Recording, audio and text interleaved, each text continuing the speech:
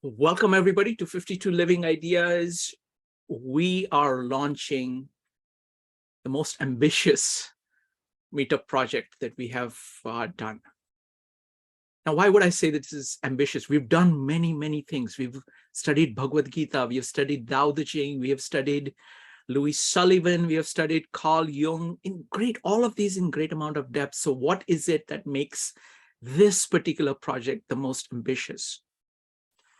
What we're trying to do is actually very difficult. This is the brainchild of C.J. Fernley.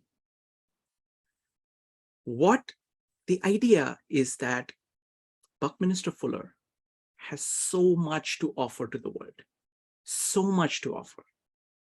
And I think the culture has barely scraped the surface of what it can learn from Bucky. And so does CJ. So what we're trying to do is we're trying to get people who really know Bucky at a very deep level, scholars, aficionados, practitioners, to come and talk to people at large. Not only the people who are here, but people who will watch the YouTube videos. And the aim is to connect today's culture with Bucky. And both have to move towards each other for that to happen. Now, this was Bucky's vision. Bucky was all about the world. And he wanted to do things for the world. And that's exactly the vision that we are trying our best to make happen. Now, how do we do that? So this year, we got 4 Sundays left when you remove Thanksgiving, Christmas, and New Year's. We are going to use these 4 meetups to firstly get a conversation going between people who know Bucky very well in a way which is accessible to most people. So we're going to get people at large excited about studying Bucky. Secondly, I'm going to sign up people who know Bucky for doing lectures next year. So we're going to be doing this all next year. So 52 meetups. So I have plenty of slots for anybody who wants to talk about Bucky. But I want to start in a way where we invite people into Bucky's thought. Let's work backwards. So I'm going to tell you about the format next year. Next year, most months have 4 weeks, 4 Sundays. One Sunday, we are going to devote to studying Critical Path by Bucky. Everybody will be reading the book. Everybody will be commenting on it. It will be just a very deep study of Critical Path. Because there is nothing like actually going to the source if you want to learn somebody's ideas. So once a month, we will do that.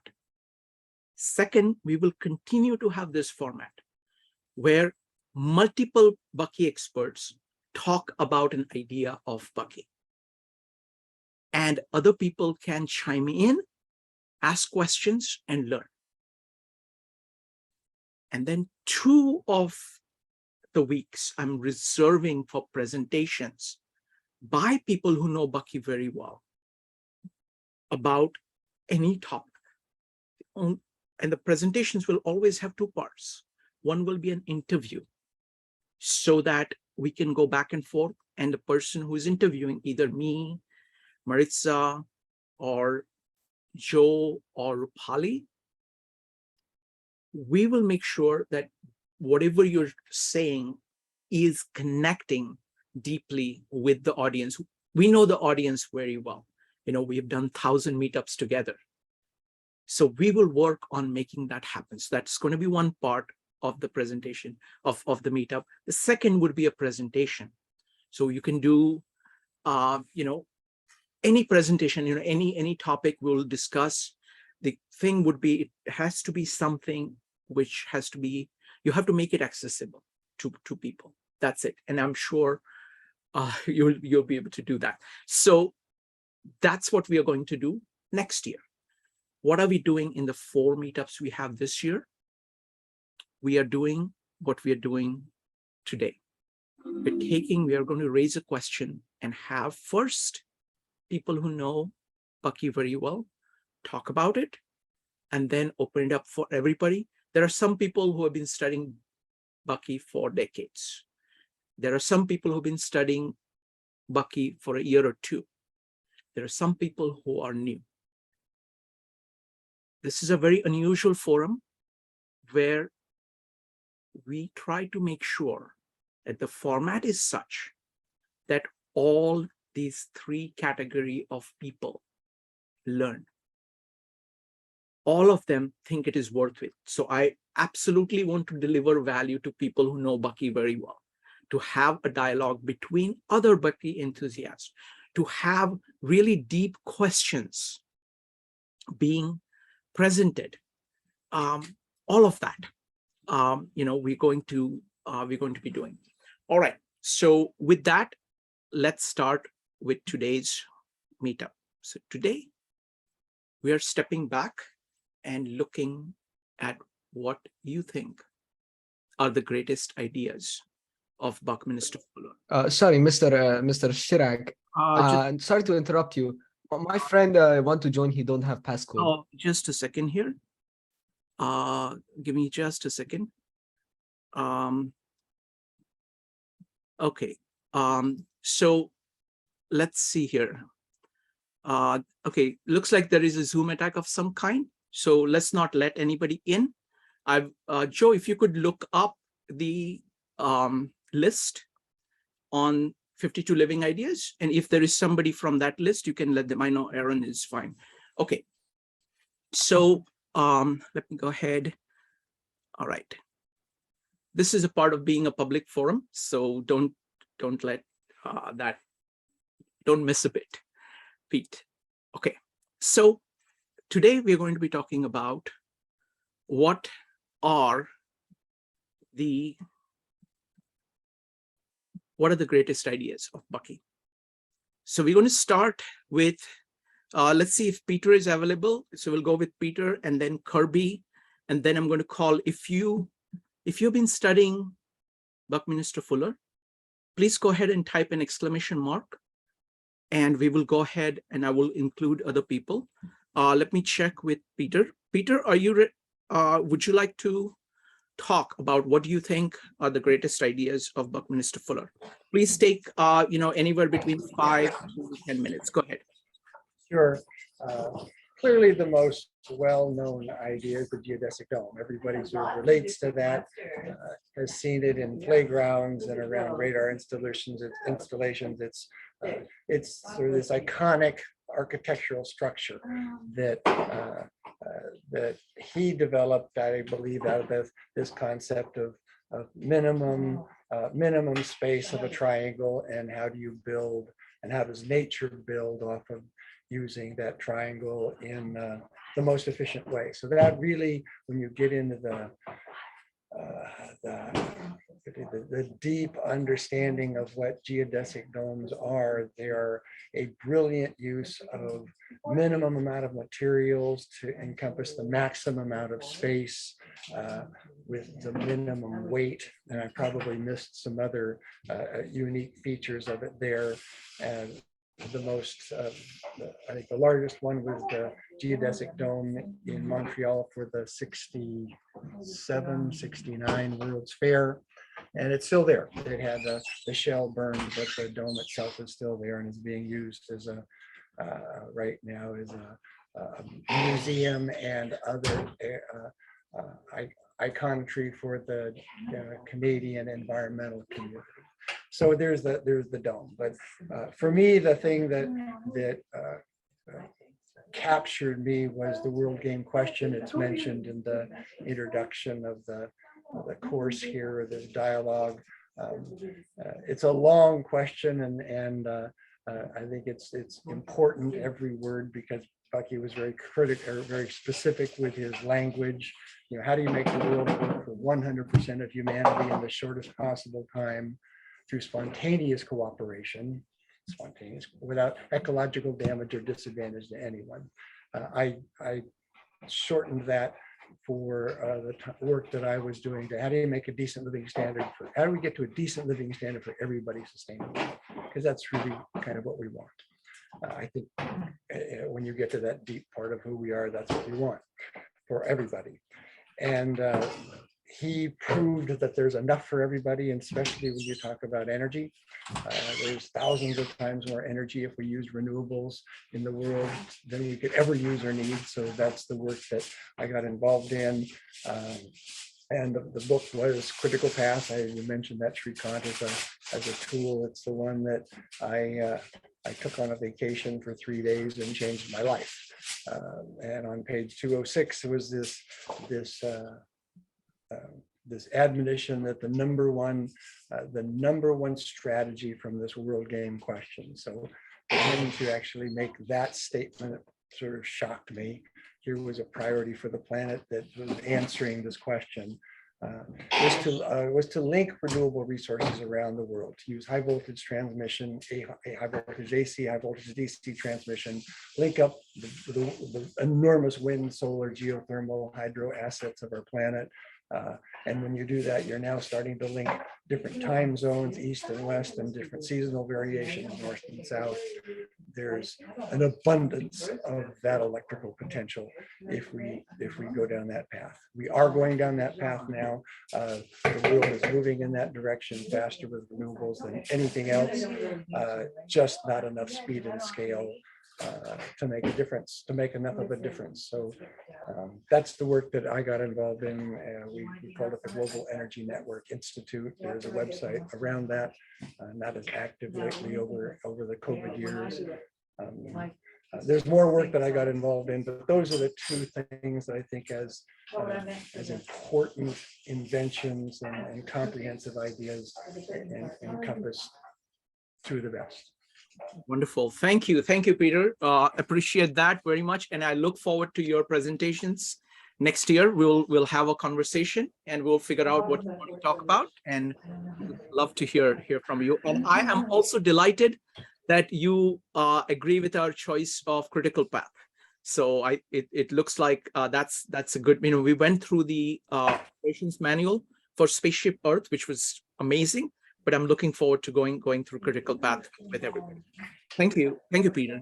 Next up is going to be Kirby. Kirby, go ahead. Okay, there's my voice. Let's see, I'll turn on the camera. There's the camera. Like I say, I'm trying, I'm using my phone. I usually wouldn't be sitting in front of my computer, but I wanted to come into the 21st century, as they say. So yeah, I didn't find out about this meeting actually, it just fell into my lap. I didn't know I was going to be joining this until like a couple hours ago. I didn't know it was going to happen. So I don't have any prepared speech. I didn't even know this was going to happen at all. But it seems to me that a lot of our stories about somebody like Fuller went through a crisis time and then he comes out a transformed guy. Like, we all know that part of his story around 1927. And what sticks out about Fuller's, let's call it his enlightenment, is that he comes out really trying to grapple with global data. Like, he's not focusing on the inner soul. I mean, he doesn't sound like somebody who's preaching to us about how we need to change our psyche, how we need to like work on ourselves. And I'm not denigrating that at all. It's just very different. His discourse is all about metals and copper and do we have enough of this and that? And he's very amassing statistics right from the beginning, asking the question, to what extent are we faced with lethal lack of life support? Like, he, I think, is on target, saying that, you know, humans have always struggled with this issue. And it does feel like there's not enough, and that those people, if they have a lot, it's at my expense, or vice versa. It's that zero-sum game assumption that I still think drives us. It's either or. It's like if they are doing well and they're prosperous and those people look happy and well fed, well, what is that?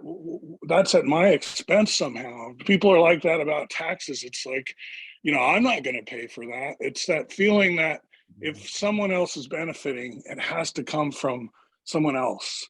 And like Fuller is zooming way out and seeing planet Earth is just getting pumped with solar energy. And that's not just like, solar panels or something. All of life, all of agriculture, all of growth, everything, the evaporation cycle, flowing streams, rivers, the ocean, it's cosmic and it's high powered and we can tap into it.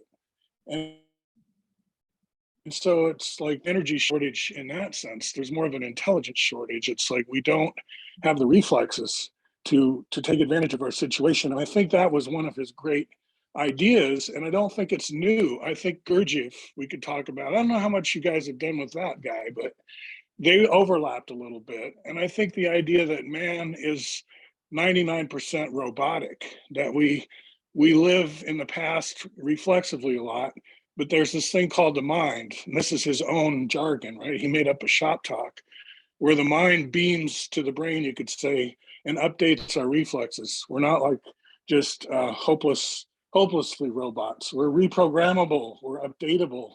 We can download better thoughts. And it feels that way. We feel like genius, such as it exists, is not a property of the ego. It comes from somewhere deeper, somewhere more profound like that, right? So I think Bucky's language echoes all kinds of themes that you've already gone over a million times. It won't be like he's telling you something new, but he will be telling you something in a different language. And it's a very beautiful language, I think.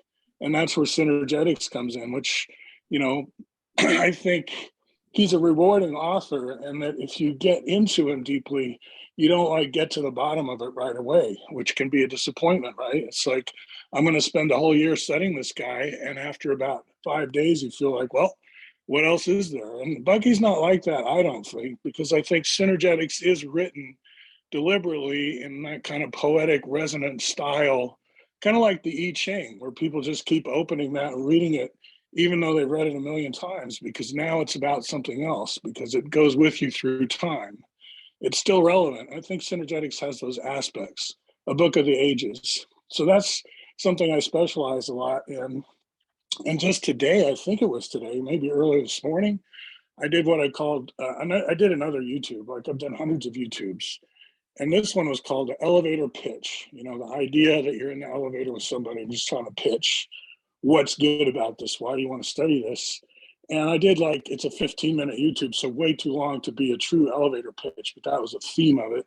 And I think it's pretty good. I think it introduces his geometric thinking more lucidly than average, because I have put a lot of time into this. And I am kind of hopeful that we are going to get more out of Bucky in the coming years, because people like me have, not just me, but we've had a generation to sort of digest it now. So the stuff that comes out, kind of more summary views, is more pithy. It's better, easier to access Bucky now than ever, I would say. And I'm going to conclude on just one more thing, in case people aren't aware of this, and you're looking for something to read.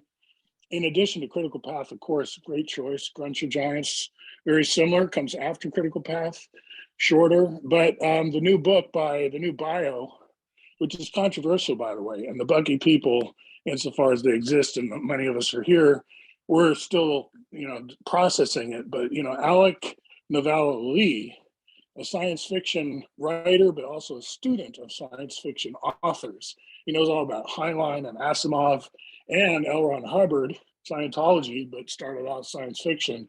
All those science fiction writers of the recent past, how do they overlap with Bucky, for one thing?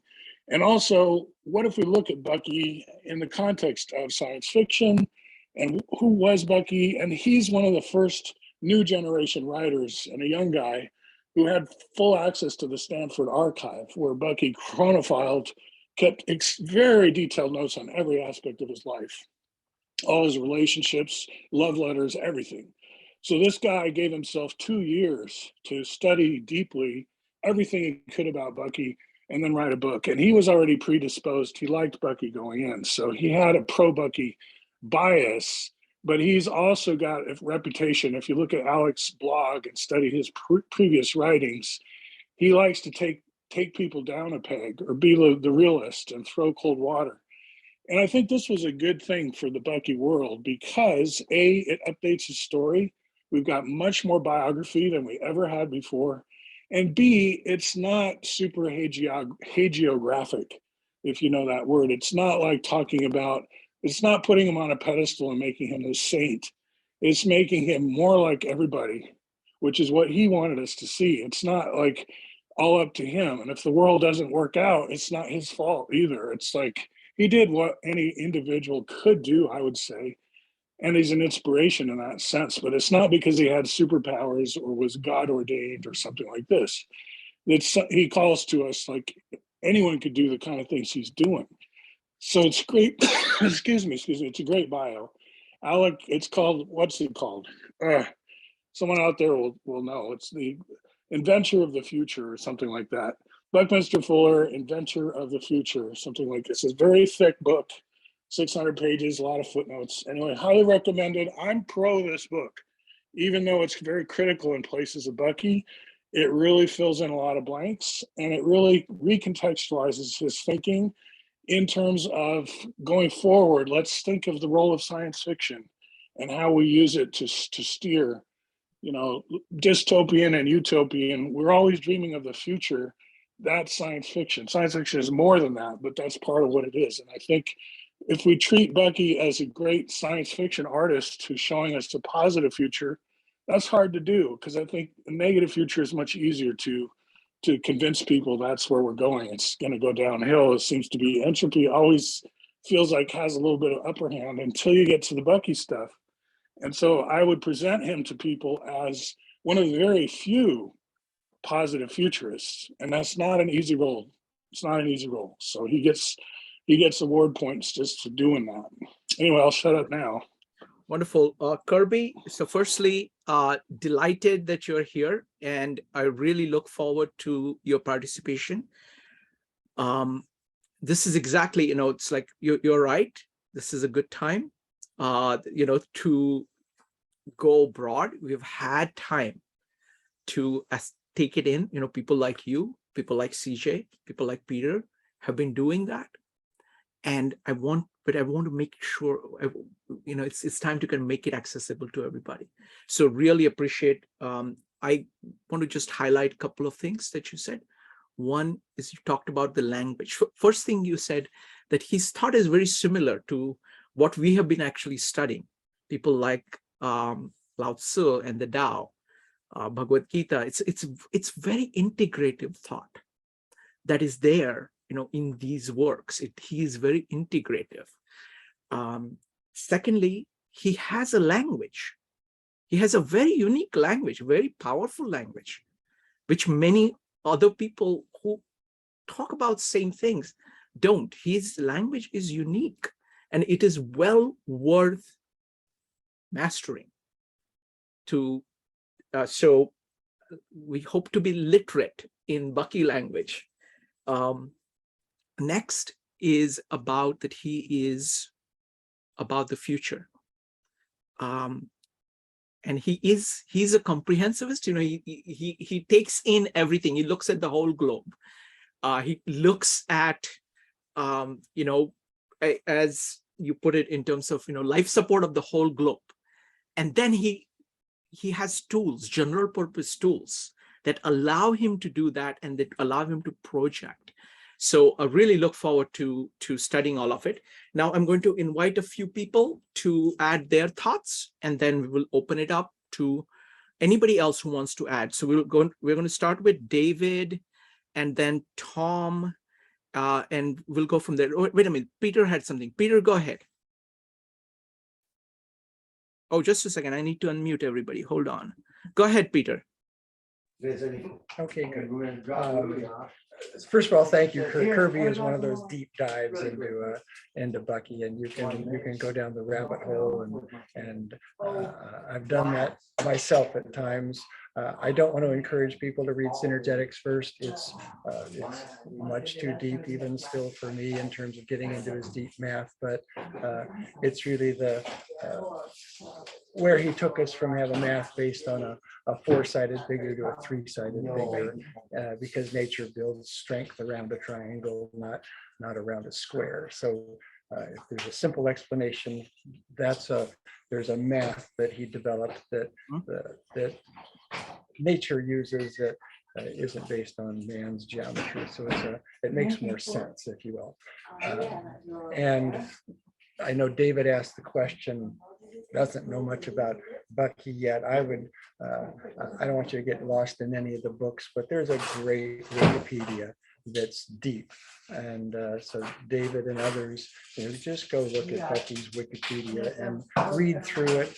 And I'm going to say, appreciate a guy that explored so many different disciplines, math just being one. You're going to hear about this Dymaxion map. It's the most accurate flat map of the world we've ever seen. And it's made out of triangles again. It unfolds from around a geodesic,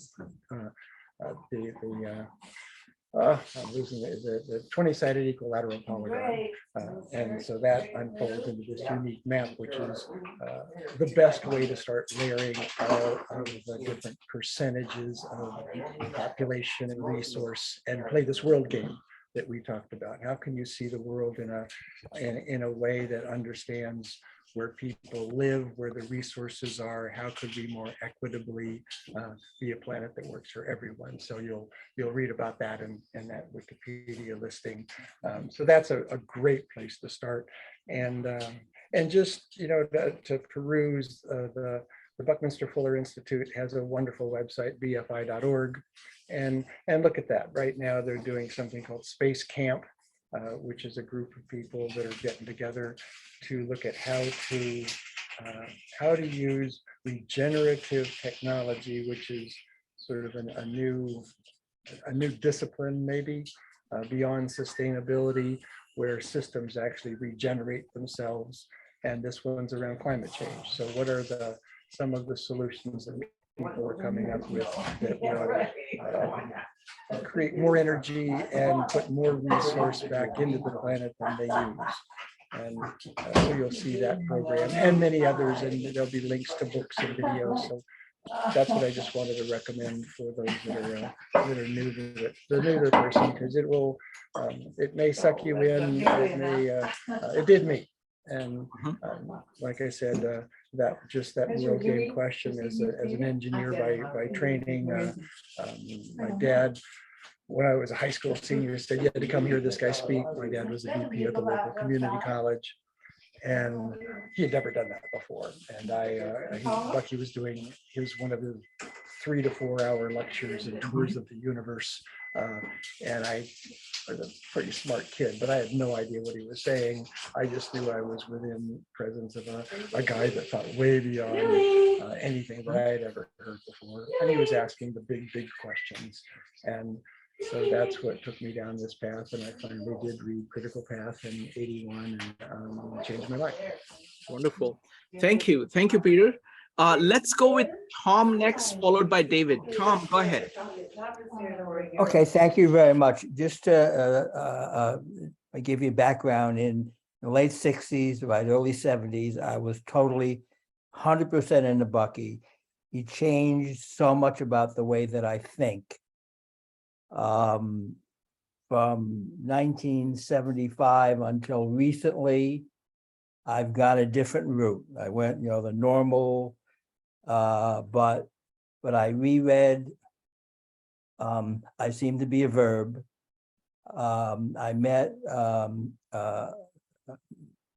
this guy through a meditation practice, Steve Thomas, who was really in the Bucky, who said that I should read Grunge.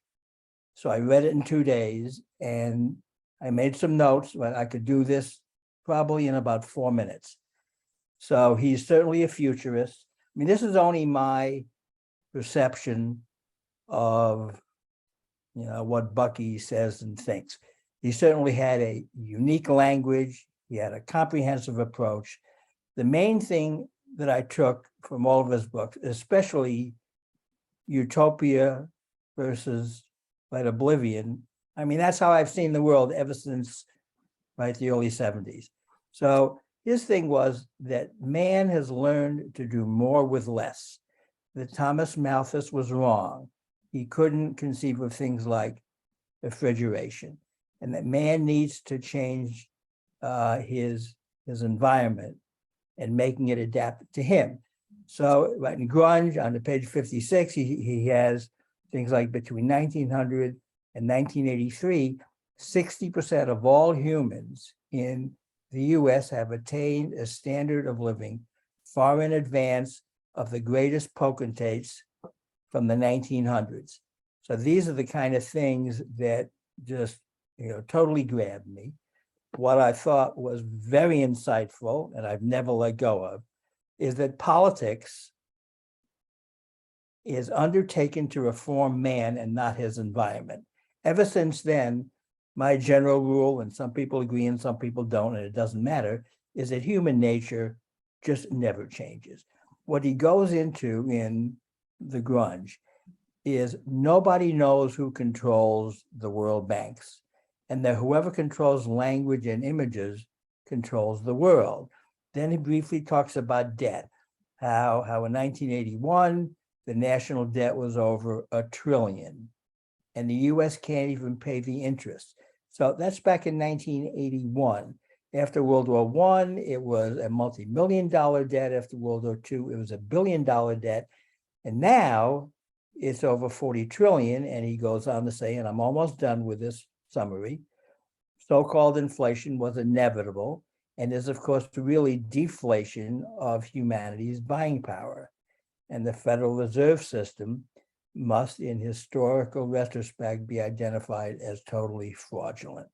So I will just end with what Milton Friedman said, which I think Bucky would totally buy, that he doesn't believe that the solution to our problem is to elect the right people.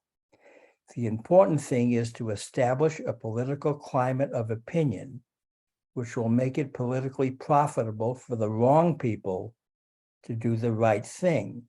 Unless it's politically profitable for the wrong people to do the right thing, the right people will not do the right thing either. So just in summary, again, I've only recently gotten back into Bucky. I'm 76. I'm not retired from the workforce. I've got this great meditation practice because the world doesn't look too good to me. I hope Bucky, who was certainly a futurist, I mean, his command of language and how he made up words that just made such sense to me. Again, I was in my 20s. I mean, what do you know in your 20s? So I hope his faith in the universe providing us with somehow some miracle. I mean, his ideas were just so spot on that would benefit everybody. Republican, Democrat, independent, politics, different nations. So I don't want to exceed my 5 minutes. Those are just my thoughts. I hope that might help someone who doesn't know about Bucky, and most of you probably know much more than I do. Thank you for the time. Well, thank you. Thank you very much, Tom. Really appreciate you coming back to Bucky and joining us here. And we will all learn together because what happens is that in youth is very optimistic, and it tries to grab on to visions of what is possible. So in some ways, it's very interesting. Like, it's an interesting phenomena when you've taken in something when you are very young, and then you're coming back to it. Now you have the advantage of a tremendous amount of experience between then and now. So I would really love to, hear your thoughts as you journey with us. So thank you very much. Next up is going to be David. David, go ahead. Thanks. Yeah, I really liked what the last speaker said and summed up. That fills in a lot for me in terms of understanding broader picture of Buckminster Fuller. We did start with the geodesic dome, and so looking back at him in his sort of scientific frame, he worked on problems that and sometimes were already known to be significant, and he looked at them from a quantitative systems engineering point of view. He brought something practical to these problems because mathematicians have been studying the related problems of minimal surface area in geometry for hundreds of years. Euler, Lagrange, people like that have done brilliant work in that. And there's a basis for that thinking of minimizing, maximizing, where the calculus comes from and things like that. And it's usually addressed in terms of being abstract, continuous things like surfaces, bubbles and things like that, and flows of liquids in their surfaces.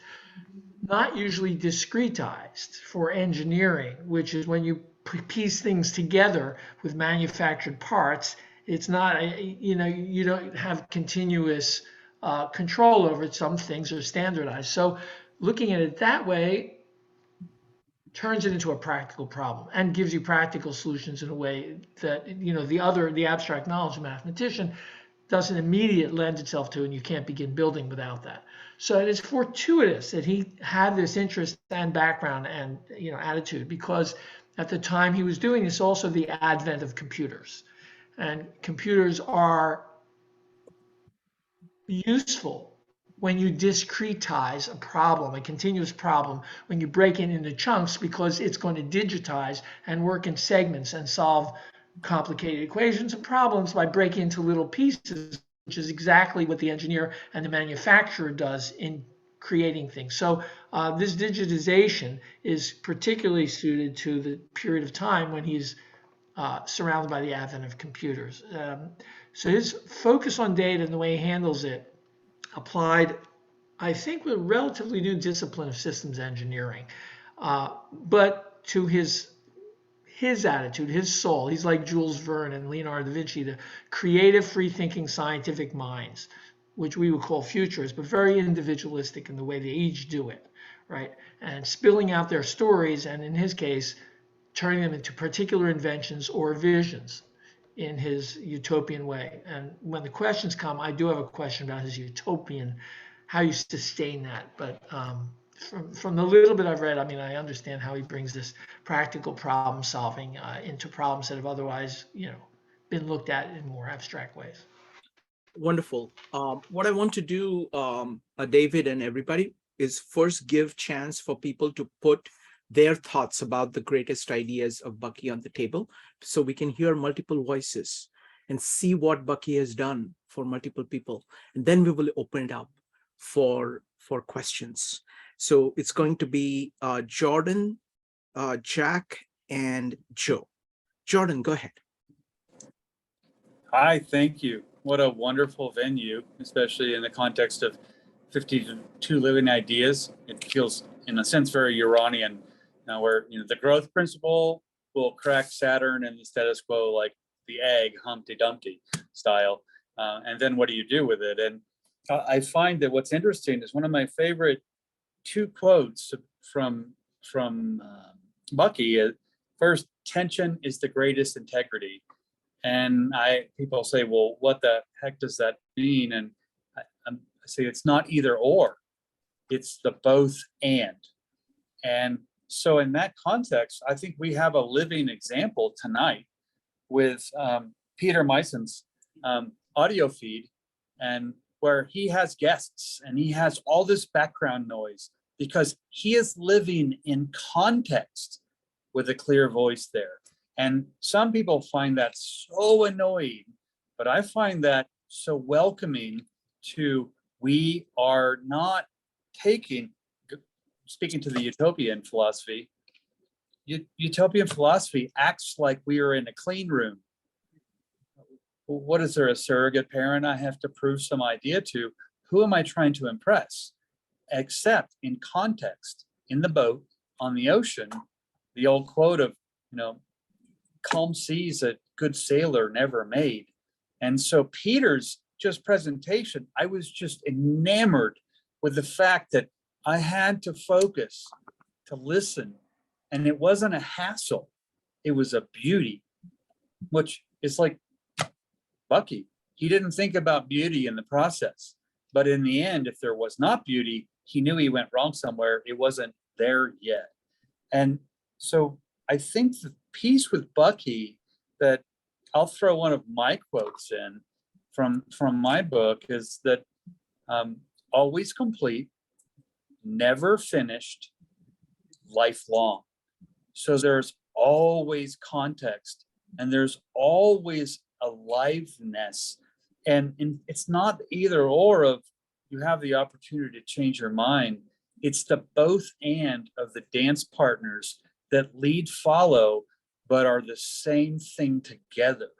And I think what happens then is it reminds me of Rabbi Lord Jonathan Sacks and his concept of dignity in difference. And I find then, if I look, I was an architect for 30 years until I realized that my tarot sessions and astrology sessions had kept the doors of my firm open for 2 quarters, 6 months. Well, mamas don't let your babies be, cowboys or tarot readers. Which one's the real job now? And that was a wonderfully, painful, but beautifully painful upset. And I was so glad I was a gardener because basically the perennial naturalized somewhere else. And that to me was so Bucky. And that just leads me to Bucky's quote of nothing in the caterpillar tells you anything about the butterfly. So the natural urge and, how often I found where I should be going by setting out for something else. So I think I'll pause so I don't go off into a whole, presentation gig, but the one bullet point, I'll go backwards now to reverse engineer the title, process. There is a currency of value in the process. So I'll pause right there because I don't want to go, I could go ad infinitum, ad nauseum, and the last thing I want to do is watch a lot of people sleep. So, or, leave. So I appreciate the opportunity and I look forward to how, honestly, I laugh, 52 living ideas. Peter's noise and life in the background was a living idea being presented. And that to me is not the clean room of some I'm in my head philosophy. The heart goes through the head. And there's sometimes when people have been too logical and they've systematically beaten the heart out of the matter. And the anvil knows no difference because it burns it away in the heat. But my joke is the client a couple of weeks ago went. And at the end I said, that makes way too much sense to be worth a damn. And he just looked at me and went, oh, wow. Me who was always on topic, I got off my topic. So thank you here. And I look forward to seeing how 52 Living Ideas naturalizes Bucky for people who know Bucky, people who may be interested in Bucky, and just making it accessible for people to live the process of their lives, always complete, never finished, lifelong. So that's my thought. Wonderful. Thank you. Thank you very much, Jordan. And I have to tell you that I would love to have you back and present. We want people to be able to, I love how you talked. Okay. And we want people to be able to go on and on because it is through that process that, you clearly have taken in kind of core of what Bucky is doing.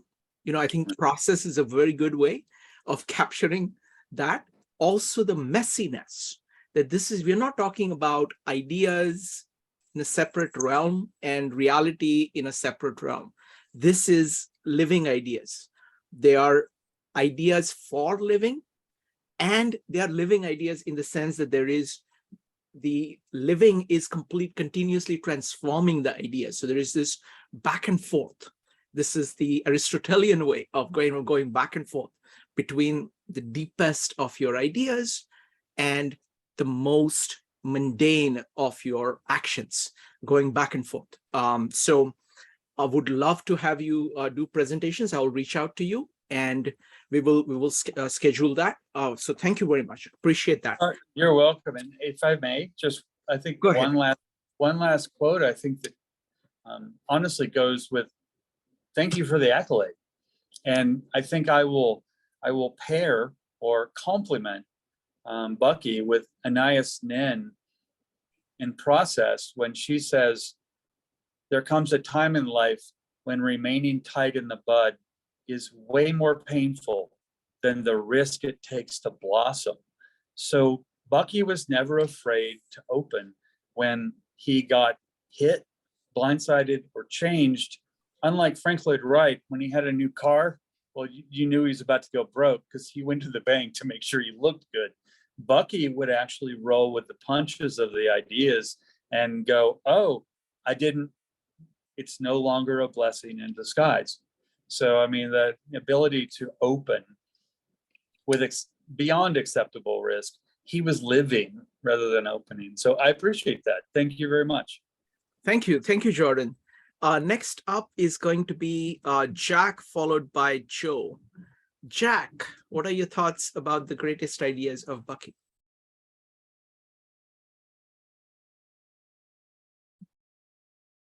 Jack, you need to unmute. Let's see if he has stepped away. Let's go with Joe, and then we will go back to Jack. Anybody else wants to share what they have learned from Bucky? Go ahead and type an exclamation mark. Let's go with Joe. Joe, go ahead. Yeah, I mean, it's hard to just, kind of just name one or two things that I've learned from Bucky. I mean, there's just so much there. I'm really excited about this series for a number of reasons. I think it's really going to really expand our minds. And I think that's what Bucky was all about, to be quite honest.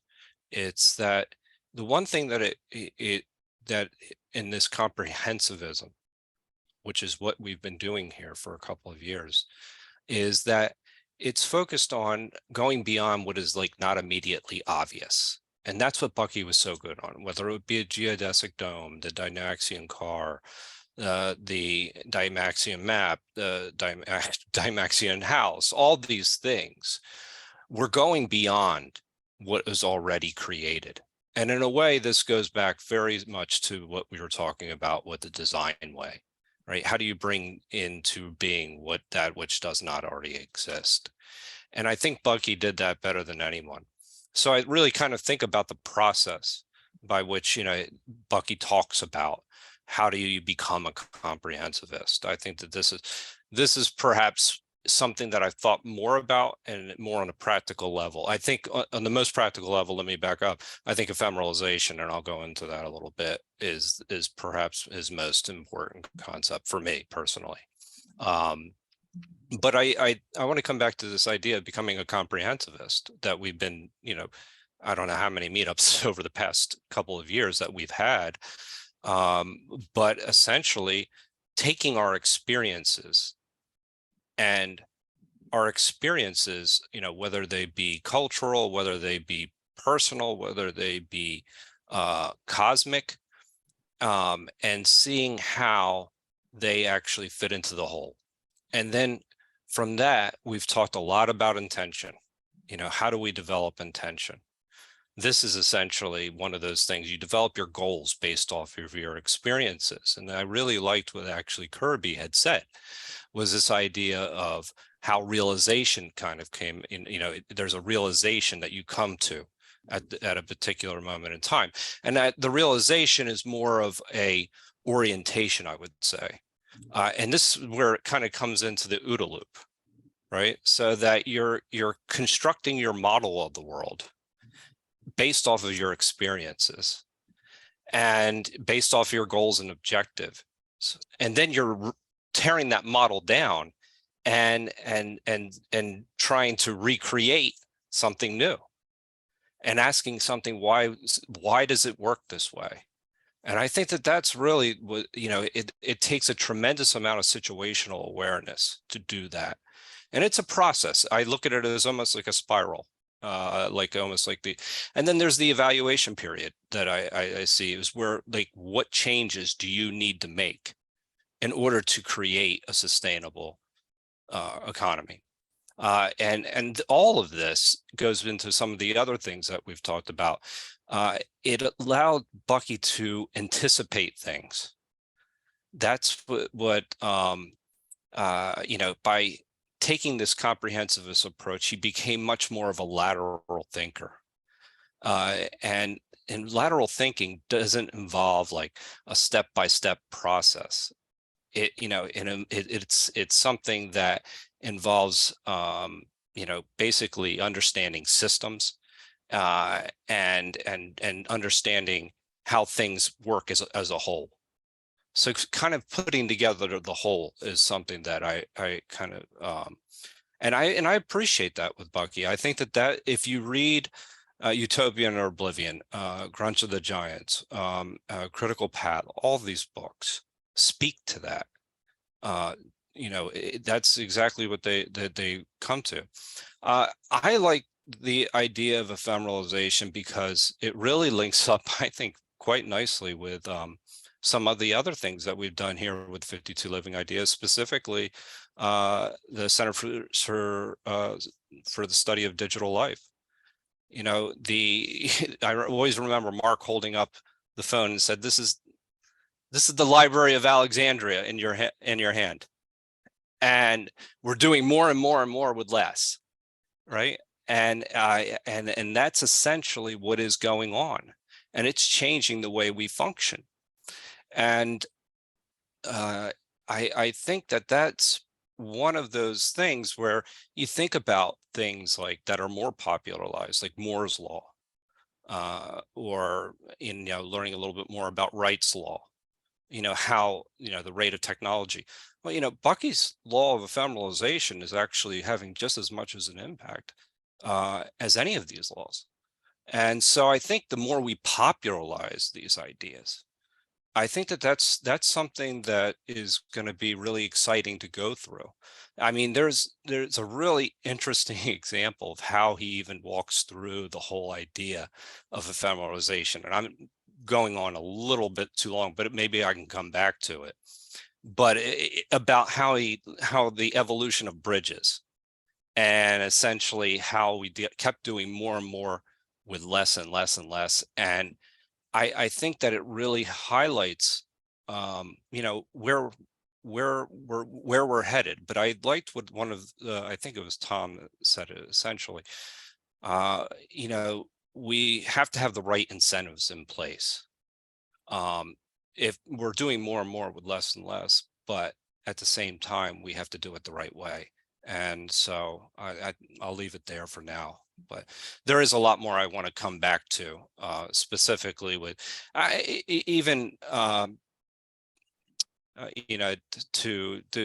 a certain extent, I want to come back to. I'll leave it at that for now.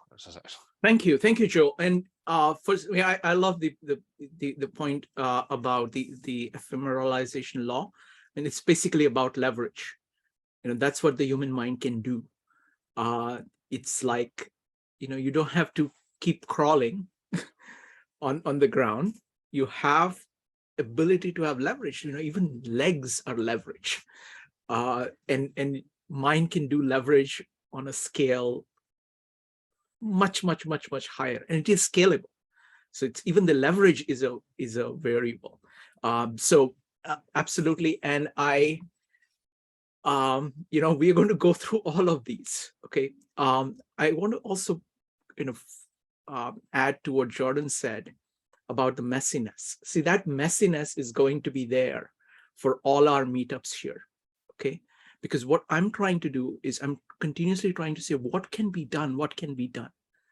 I want to get the best minds who have been focused on Bucky to be able to speak.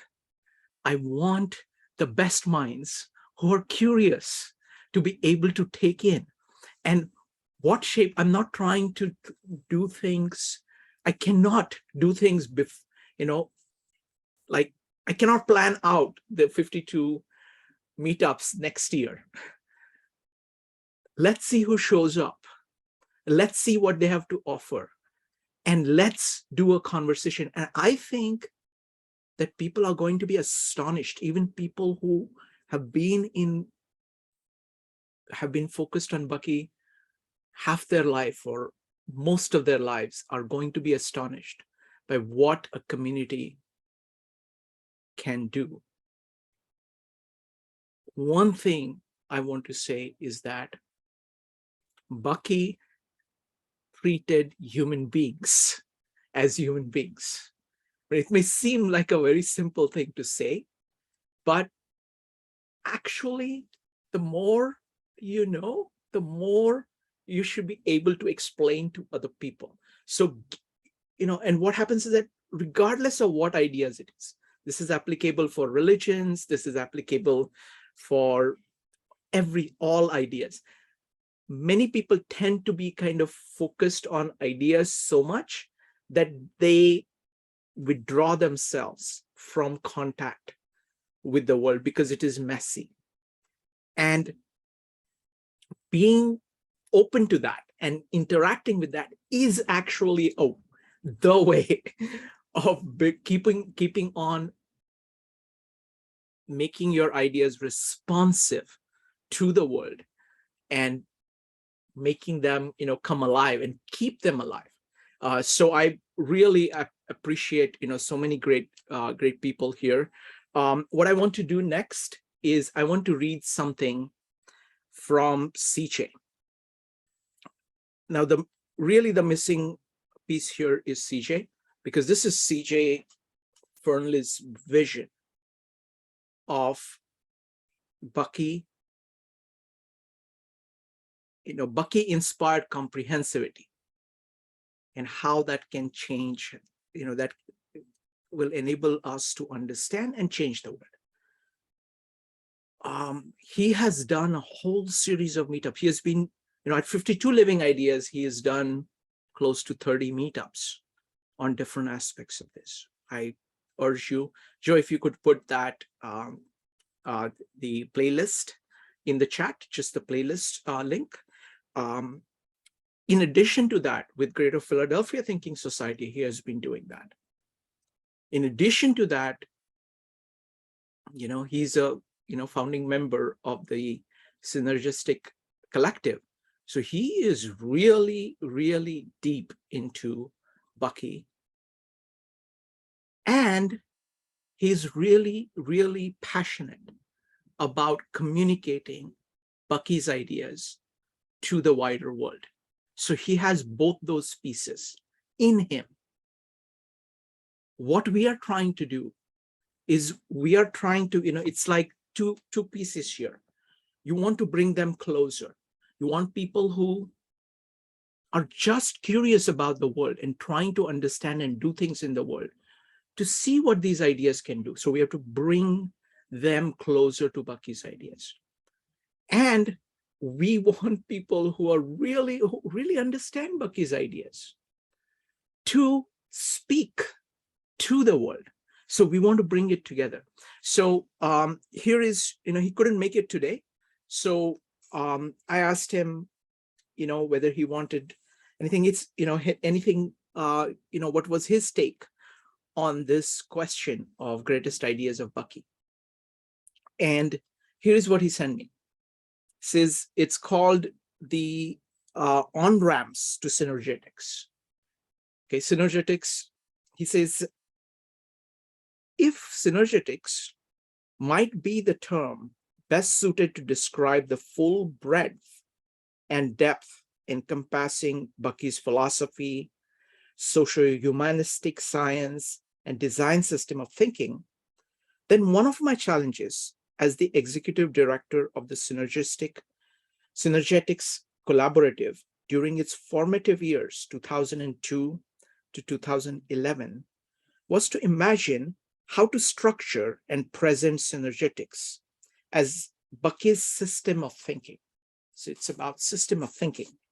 My current way to try to conceive of this complex system of Bucky's thinking in an integrative way involves dividing synergetics into 4 on-ramps.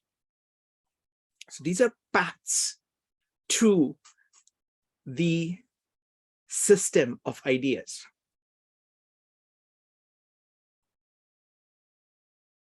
Dividing synergetics into 4 on-ramps that appeal to different audiences. See, people are different. People are good at doing certain things. People have natural proclivities. People have different skills. And what he's saying is that there are these 4 ways, 4 paths.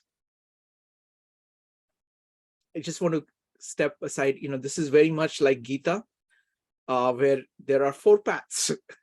There is the Bhakti Marg, which is focused on devotion, emotional devotion to something. There is the Jnana Marg, which is about knowledge. There is the Karma Marg, which is about doing work. And there is the Dhyana Marg, which is about concentration. Okay, so it's kind of like that he's talking about. The idea is that if any on-ramps or any on-ramp were pursued to its full scope, one's thinking would eventually encompass all 4, which is actually true of those four yogas. The first, number 1, collaborating for comprehensivity. So this is a focus on collaborating. So I'm going to make it simple. I'm going to take a little bit of liberties to make it more accessible so that you can follow all 4 together. First one is about collaborating, about community. Okay. The second one is about design. The third one is about integrities. Okay. And the fourth one is about geometry. So he's providing 4 different, he's talking about 4 different paths. First, collaborating for comprehensivity. This is a mature project with 26 essays and video explorations. I began developing the idea in 2019. Perhaps it is nearing the time when we can institutionalize this perspective on synergetics, which highlights what Bucky called comprehensivity, where Bucky's thinking on design science, geometry, and integrity are de-emphasized to provide an enticing entry path to synergetics that appeals to broader polymathy and life learning communities who might care about understanding it all and each other. However, I expect it to take several more years of concentrated research and development to scope it adequately. So really, that's what we're doing here. Okay, we are collaborating here. We are all talking together in order to take our knowledge further. So we're using the tool of collaboration, of open interaction between people, regardless of their level of knowledge, and regardless of their particular approach. Just engage each other as a tool to move towards understanding Bucky's ideas. Number 2, comprehensive anticipatory design science. This perspective on synergetics de-emphasizes comprehensivity, geometry, and integrity perspectives of synergetics to provide an enticing entry path to synergetics that appeals to the broader design and engineering and public policy communities. So this is for people who want to design things. Bucky's idea of world game would be included here. I've advanced in my research of this to a significant degree, but have not begun developing the initiative. So that is the path of design. Next is integrities or omni-integrity.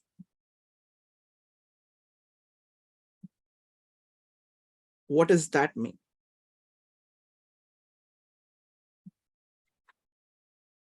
Building this more ethereal approach to synergetics, which would de-emphasize the comprehensivity, design science, and geometry perspectives of synergetics to appeal to holistic thinking.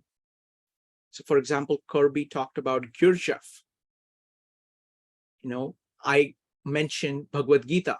That would be an example of this. To appeal to holistic thinking, wisdom traditions, including spiritual, New Age, Hermetics, and magic traditions, and religious communities, and those inspired by grand unified theories or theory of everything communities. I've started scoping this idea in the Comprehensivity Initiative, but it is still quite poorly imagined and has yet to form any community of practice that I'm aware of. Okay, I love how CJ goes about it. He will put forth a vision, and he's very objective about where he is on that. And so I love this approach of saying, okay, I'm trying to map out everything.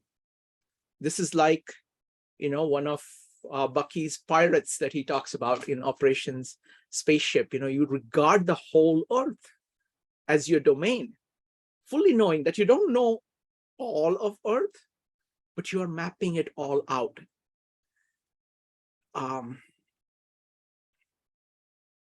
This is a field where I think 52 Living Ideas has done a lot.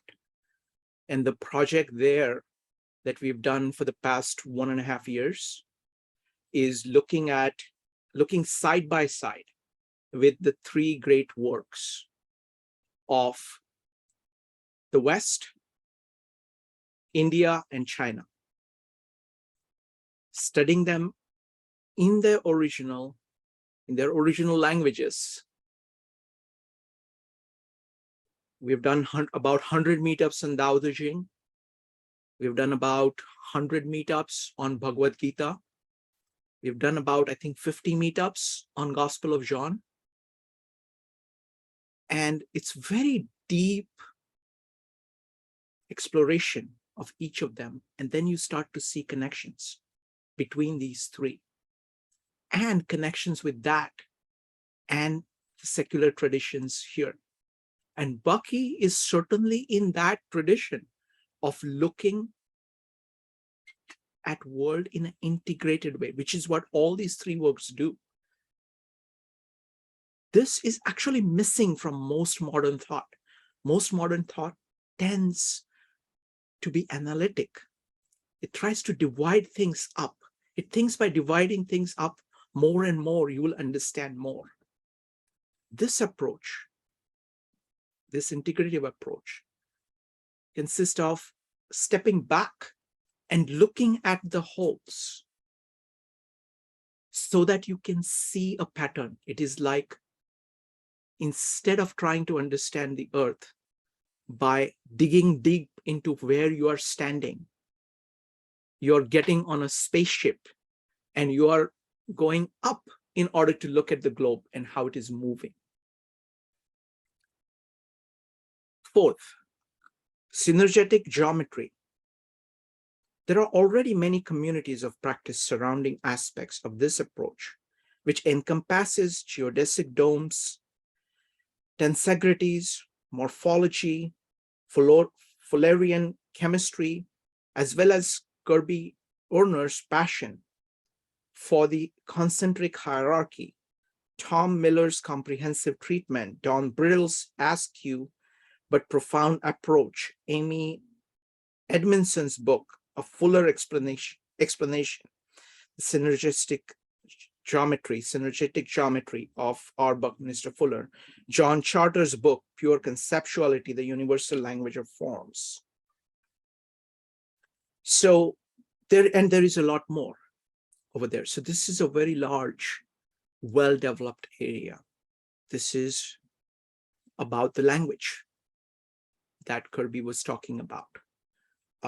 And look forward so that we don't remain illiterate in this language. I cannot resist but tell this short story. When my little niece, when she was 8, was learning how to read musical notes, and she was asked, and she asked me, because she's used to asking me questions, she suddenly asked me, okay, what is this saying? And I said, I can't read. She looked at me, she says, you're illiterate? And that's where, I don't want to be illiterate in the Bucky language. So let's learn that together. While I'm sure, again, CJ continues. Let's see here. Give me just a second. I want to make sure here. Okay. While I'm sure there are other ways to divide synergetics into manageable pieces, I think my 4 on-ramp schema gives a good sense of the scope of Bucky's thinking, with focused ways that individuals who are not ready for the whole system can examine in depth one of its aspects as its own tradition of inquiry and action. Okay, so what we are going to do is that we are going to proceed along all these lines. All these lines. I invite everybody to explore all of this, because they are all together. They build on one another, and they speak to different faculties that we have as human beings. So I look forward to that.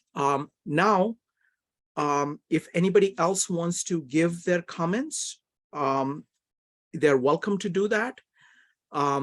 Otherwise, we can go at this point into any further follow-up comments, questions, anything like that. We're going to start with Jordan. Jordan, go ahead. Thank you for that.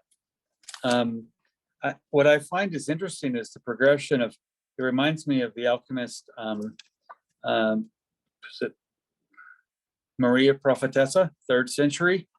1 becomes 2, 2 becomes 3, 3 becomes 1. Well, in the 3 becomes 1 is the quaternity. The 4th is the group. And what's from that, when you go with step 1, you have the 4 psychological functions. Intuition, where reasons are unreasonable. I don't need to know where the idea came from. It came. Don't waste trouble. It's present, so I can use it or not use it. But the intuition is there. The 2nd psychological function, feeling. The 3rd one, thinking. The 4th one, sensation, action or inaction. But a decision has been made integrating the other 3, which the 4th of the sensation, the action naturally has an interdependence, the functionally interrelated component parts of the other 3. Now that's step 1. Now step 2 is understanding that 1 and 1 and 1 create a group. So intuition and feeling and thinking create an ability to have informed intuition that puts them all into play and action. That's the step 2. Step 3, polymathy. If I turn polymathy, multiple expertise, inward. I know this personally. I was an architect. I was pro bono Jungian depth psychology panels, not a professional psychologist, tarot, astrology, art, poetry. Well, I'm a polymath. Oh, look at all this. And I was billing on 3 until one day I realized the one I didn't think was a real job was a real job that turned the polymathy inward. And that was just 5 different ways of looking at imagination the unconscious, integration, and the implementation of those. And what's interesting is from that, each expertise, an attorney, a doctor, a lawyer, an architect, a poet, a painter, it doesn't matter. Each expertise can become a naturalized garden. And from that, you can learn everything else from the understanding of that garden. So that's piece 3. And then piece 4, the synergistic geometry. That's, to me, the 4th psychological function of sensation. I mean, I look at architecture and putting it all in play interdependently. And I will then drop back between step 4 and step 1 to the synapse back between them of just the word architecture.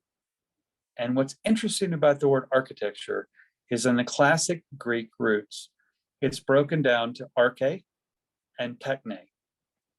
Arche is the creative principle. It is formless. It is the inception. It is the first spark. It is unseen, though it is a catalyst, just like gravity or magnetism, or the space between two things, laughter being the shortest distance between people. Well, you're laughing, but what's happening in between? Techne, the second part of architecture, is not creation, it's making. So to create, little mini policies, to create versus to make, that's giving form to the formless. But it's not just doing something and throwing some beach mud on the ground. You actually give form to the formless by taking the inception, the first spark of the idea, and you make that the heart of the matter of your actions to put that together. And then you get poetic space. Khalili, other architects, Sagrada Familia with Gaudí. And what happens is, it's not that there's a feel of the space is alive. And you are now engaging with the space because it's beyond poetry and metaphor. It is actually living, which can't be described in total. I mean, even if I go to Rumi or Khalil Gibran, I'll get an inspiration. I'll get a cascade of ablution tingles. But guess what? It's still not the answer. And what I love about that is always complete, never finished, lifelong. Your process is always about what moves you away, which drops me back to the architecture of music. It's the most transcendent divination. It will move you or it will move you away from it. Because you're like, oh, I hate that music. But music immediately, there's such a correspondence to the living, the synergetic geometry. I think because you actually live the feeling immediately. So I just wanted to comment from the 1 through 4, but actually what's interesting is how ordered of an individuation path that Bucky give that actually uses Carl. I think Carl Jung would be sitting on the first row clapping, saying, oh, you're not championing individuation. It's not rah, rah, rah, me. It's, I'm showing you how to utilize this stuff. And I think from that perspective, Bucky was very Uranian. He could give a rat's about the status quo, But what happens is he evolved within it and established his own structure that worked not in combat with, but in support of. So I think at the end of this comment, it's like a symbol. Symbols are generative. Every time you look at one, you get something new. And with Bucky, every time he's symbolic, he is in a sense a symbol. And I don't mean like a hero. I mean that every time I look at him, I can get a new living idea, which I think, I hate to keep saying that, but it goes back to the title of this whole meetup group. And I don't find that to be kitschy, clever, or whatever. I think it's a wonderful correspondence, not a synchronicity. I think it's an actual correspondence to the mission and vision here. So I think that synergetic geometry, even in the words living ideas, well, WTF is that? Well, come hop in the sandbox and I'll give you the yellow bucket. And, maybe you want the blue shovel, but so I think with Bucky 1 through 4, he played that not in and it's important to individuate place. He played it in this is how to live. And then you have to fill in all the blanks because all the words have a full blank space. So, I mean, so as a thought. Thank you, Jordan. That was amazing. Really appreciate that. Thank you. I've a lot to say, but let me go first with Maritza, followed by Joe. Maritza. Wow, what a thought. I don't know. I'm a little bit shy now to speak, so I wanted to share a quote actually from Buckminster Fuller's Critical Path. It's come up for us here at 5211 Ideas across several different platforms. The most recent one was in June. We had a great discourse on being and becoming, and it was started by Yasuhiko with this quote. And I remember I was actually driving when I was listening to it because I missed the live event, and I had to stop. I literally had to stop and re-listen, rewind and re-listen. Well, I wasn't driving, I was being driven. But humanity is moving ever deeper into crisis, a crisis without precedent. It is a crisis brought about by cosmic evolution, irrevocably intent upon completely transforming omni-disintegrated humanity from a complex of around the world, remotely deployed from one another, differently colored, differently credoed, differently cultured, differently communicating, and differently competing entities into a completely integrated, comprehensively interconsiderate, harmonious whole. Completely integrated, comprehensively interconsiderate, harmonious whole. Yes, I want that world.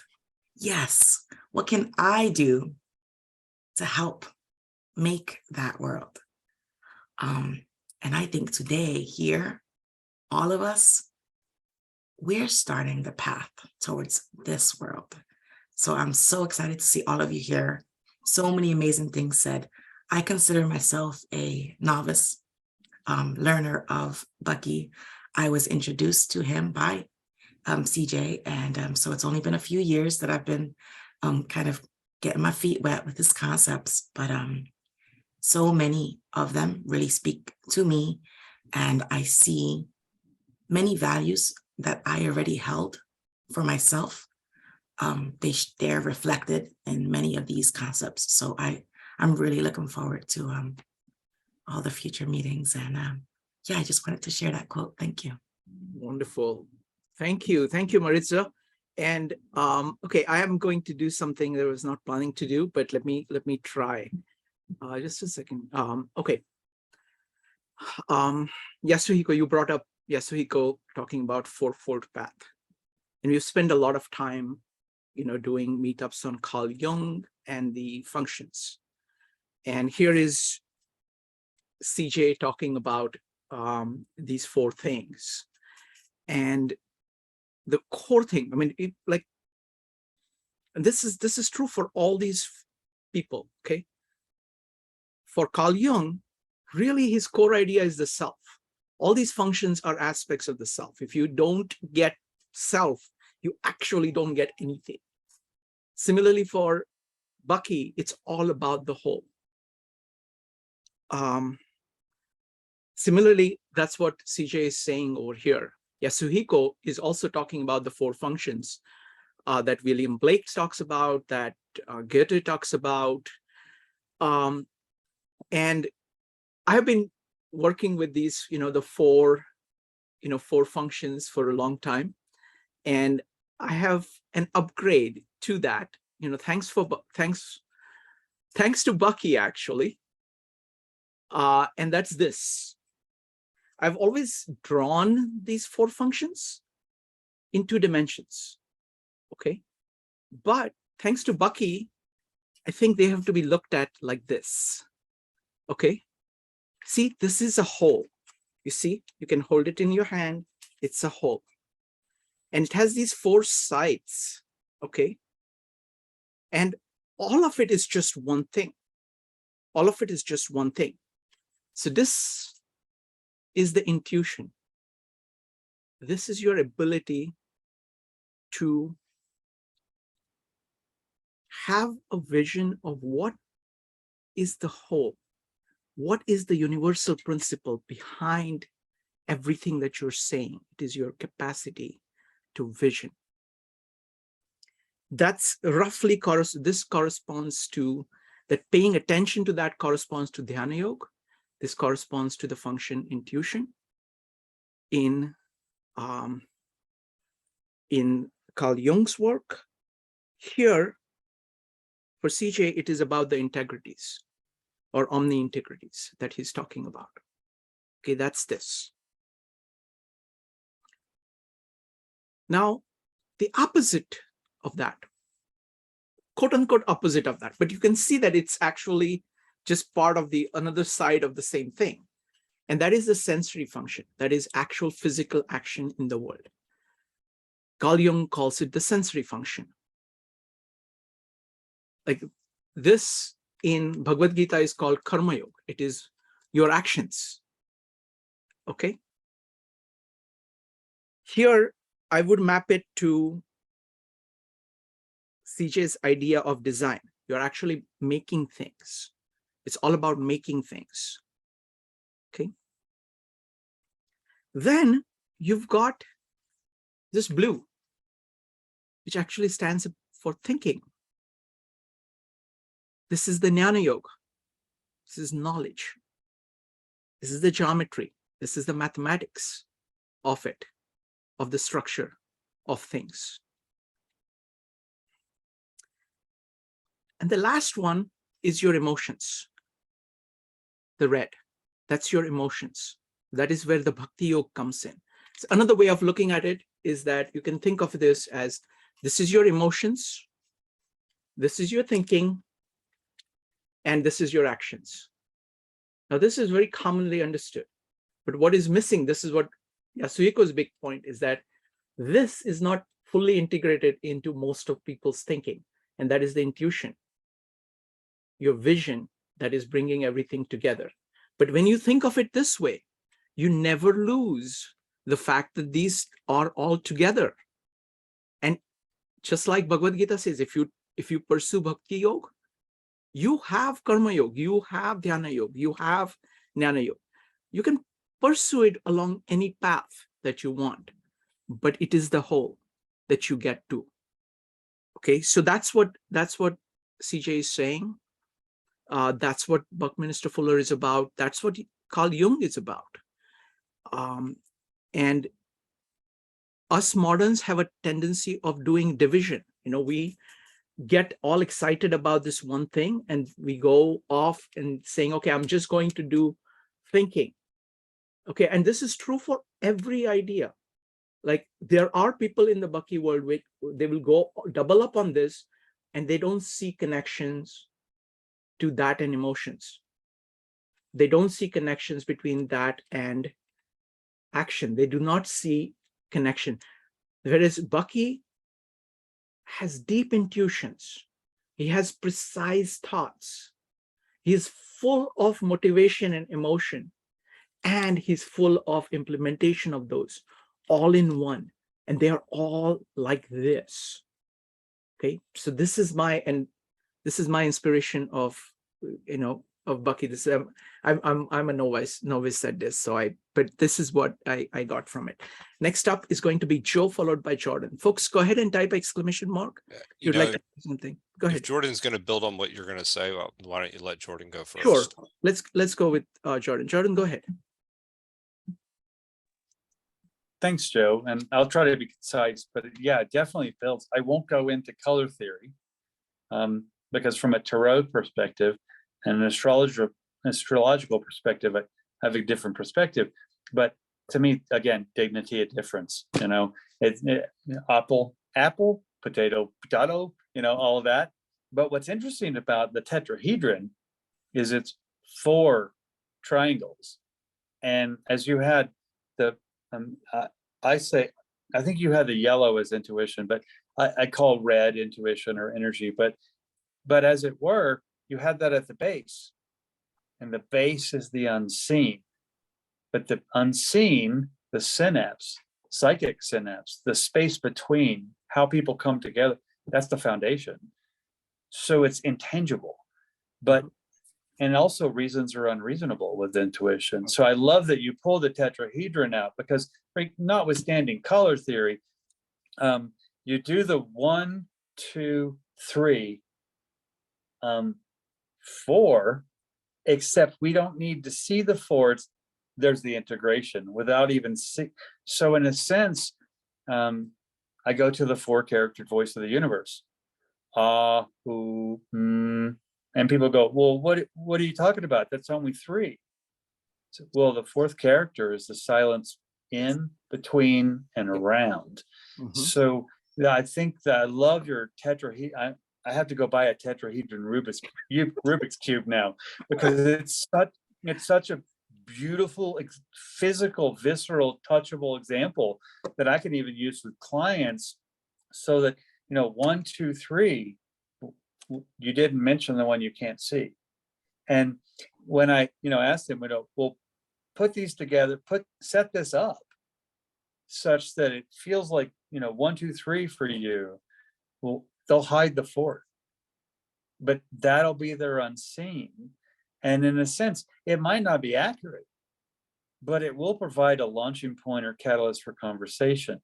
And I think that's, again, the living idea of the psyche and that synergetic geometry, because then they can see the unseen when they understand that, oh, if I pull up the rock and look, all the scorpions that come out, well, maybe I want to put the rock back, but at the same time, I like that you had the tetrahedron, because a lot of the concepts are triadic or tetradic, the 4.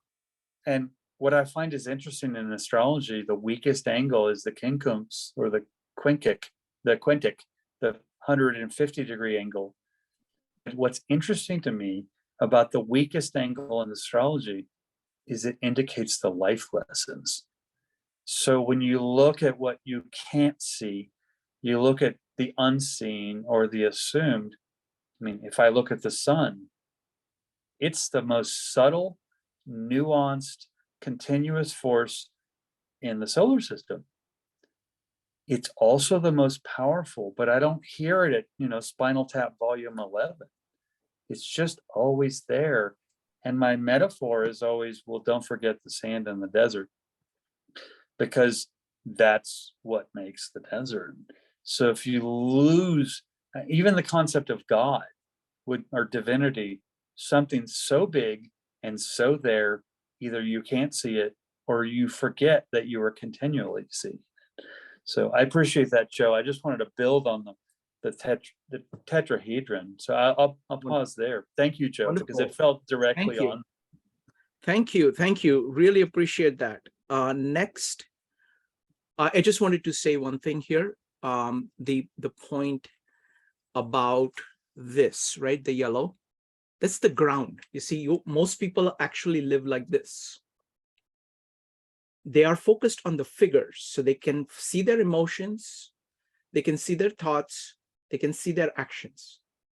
These are all figures in Gestalt psychology. That these are all figures, but there is a ground here, okay, behind, which is the foundation. So I absolutely beautifully put.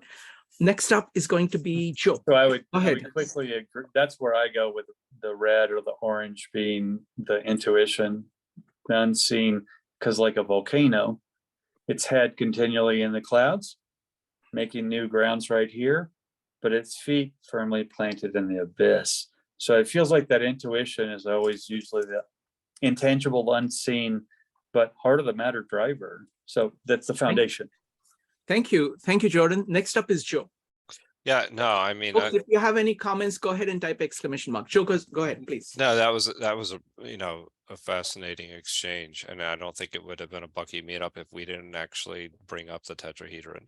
So, I mean, one of the things actually I was just thinking in terms of what we're going to be doing here, and going through some of Bucky's materials. I think I'm excited to explore as to why some of Bucky's ideas weren't accepted at a particular moment in time. Essentially, that specifically he was ahead of his time in many cases, specifically with housing.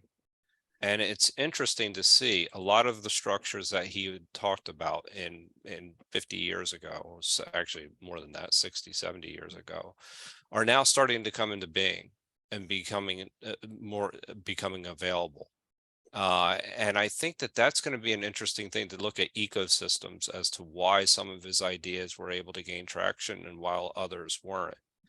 As we continue to explore these things, I think that's going to be critically important, because it allows us to understand the whole system, specifically at a particular moment in time as well.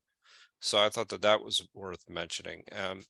There's also the idea of utopian oblivion aspect of things. I think that we'll have people talking about that as well, but it's really interesting how he went in going through that, how he was able to predict like how systems, specifically airline systems, would all interact with one another in that particular, and he has 14, I believe it's 14 concepts that he uses in order to have that kind of anticipatory design, be able to anticipate what's next in the future. So also taking those ideas and trying to figure out what's next as well, I think is going to be something exciting, especially when we have so many Bucky experts that are going to be participating over the course of 52 weeks. So I'll just, I'll leave it there for now. Wonderful. Folks, I want to hear from everybody. So go ahead and type exclamation mark. If you have not spoken before, just want to get more voices on the table. What do you guys think? Evanik, what does it look like so far? How are we doing? You guys are doing great. I have never studied Bucky. I don't even think I may have participated in a couple of Comprehensivist Wednesdays, but they weren't based on Bucky Fuller. So you guys are doing a great job of explaining it. I think, everybody's insights has been amazing tonight. It makes me want to study Bucky further.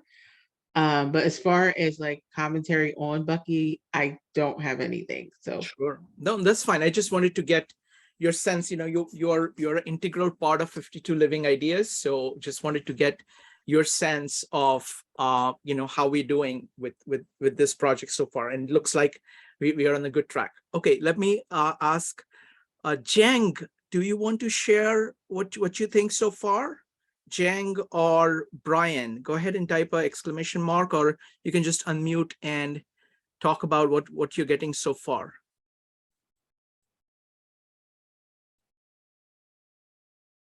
Jang or Brian, let's see. Anybody else? Okay, let me see if anybody else wants to add anything. Madeline, would you like to say anything? No, thanks, Shrikant. I'm just here to listen this evening. Sure. Okay, let's talk to Kirby. Kirby, what do you think so far? How are we doing? Kirby, you need to. Sure. All thumbs. You got me? Yes. I'm still trying. I'm very impressed by the Zoom app. Probably a lot of you have used it, but this is my first night to be using my iPhone Zoom or the Meetup app maybe, but I can swipe between gallery view and turn on this and that, but still I'm very uncoordinated. So sorry about that. I have the same stereotype, it's a good one, of you guys, that you're extremely intellectual out there in Philadelphia and New York. I'm way out here in Portland, Oregon, you know. We have kind of we strive to like emulate you intellectuals out there back east, right? May I'm just kind of kidding on that, but you know, I hope I bring a useful perspective, and I had a great respect that you guys have been meeting constantly with each other on super many topics for super many meetups, and you have your own group dynamics, which I am happy to sort of be instructed by. I'm an anthropologist. I like to think of myself that way. I actually, I'll brag. I went to Princeton University and I took a psychological anthropology course sitting next to Amy Marcos, the daughter of Ferdinand and Imelda. And her brother is now back in the Philippines president, right? Bong Bong. I grew up in my high school. I grew up in the Philippines. So I bring that up too. I'm a very been around the world type. So I find Bucky spoke to me partly because I was living that kind of a life where I was seeing the world myself as, you know, I've been to Russia and China and all that. So Bucky seemed like the kind of mind that I could relate to. But, you know, when I went through 4 years at Princeton, he scarcely came up. He wasn't not on the reading list, but he would be like on the optional reading list. And the philosophers that I hung out with, like Rorty, I think they were open to it, but being realists, they knew that in their lifetime, they weren't going to be able to jump in and make Bucky a philosopher overnight, right? But that's what I'm trying to do. I just want him to be in there with Hegel and Heidegger and, you know, all the women he was into, Margaret Fuller, who was a transcendentalist. But in other words, one of my goals is to just make Fuller more academically safe, because all us intellectuals out here, we're kind of in the wild, and we need to help figure out how to go forward, where Bucky is just one more great futurist that we feel safe studying. We don't have to be subversive about it necessarily, although I do think he was very subversive. That may be more the draw, because I think a lot of people in his lifetime saw him as kind of a Cold Warrior establishment, kind of a pocket protector engineer, kind of MIT, kind of, maybe. I mean, that was a stereotype some people had, which I don't think is accurate. But anyway, you're doing great. I will shut up now. Thank you. Thank you, Kirby. And I spent 10 years in the Pacific Northwest. So there is culture there, and it is far more closer to nature than us here in the East Coast. So nature, as Lao Tzu points out, is actually the core, is the start of inspiration. And it is the way of actually fixing culture when it goes away from nature. So there is, philosophy that is there in Pacific Northwest that maybe is difficult to get at in the hub of the East over here. So that's one point I wanted to make. So this is, and the second point I wanted to make, which is more fundamental. You talked about Philippines and the fact that Bucky appealed to you more because you're kind of going across the world. I mean, I was blown away by Bucky's point about the pirates in the operating manual, okay? And it's a very fundamental point. And one of the reasons, for example, the university departments don't do too well is most of the professors are not pirates. They have their own little fiefdom disconnected from all other islands. Bucky is a pirate. Kirby, you are a pirate. Okay, you are going between things. Now that takes, it's not just me, it's a physical thing, right? You are ready to encounter different people, different domains and figure out how to talk their language, transform your language, make sure that you can talk to multiple people, willing to take the risk of being considered completely idiotic by some people, because people have all kinds of different ideas. They are going to think many things that are not just them, not them, is idiotic. You have to be willing to do that. So it requires a level of courage. It requires risk-taking of not remaining with close-knit group with walls around it.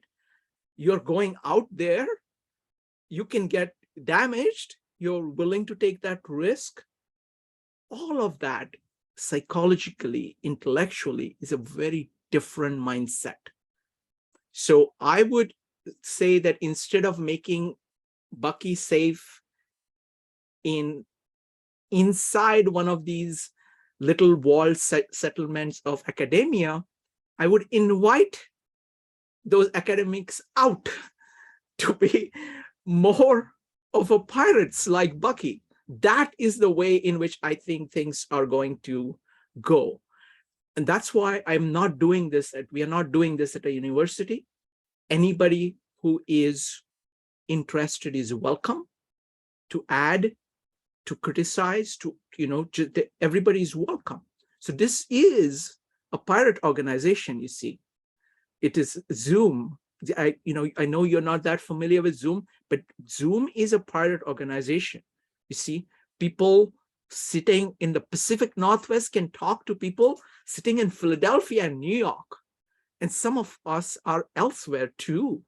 So, and the fact that people have very different backgrounds, yet want to trade with each other, want to talk to each other, want to collaborate with each other.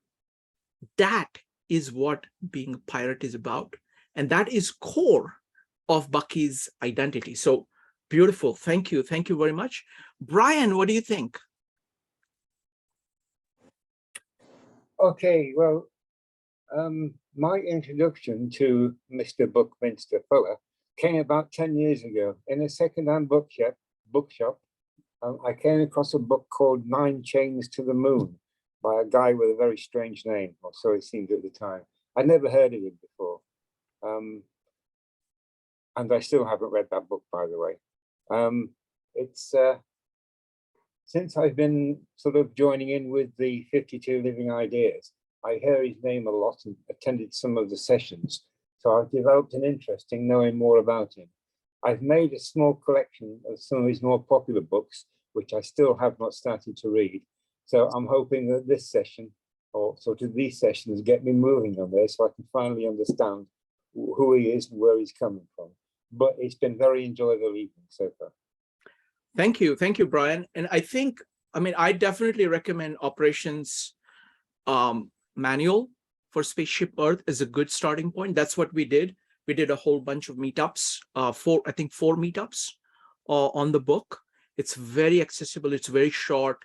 It is just chock full of insights.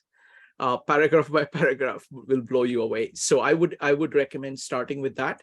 And then, we are going to be looking at Critical Path, which is more, which is larger. So that's what I would start with. And Brian, really appreciate you being here. You bring a lot of context.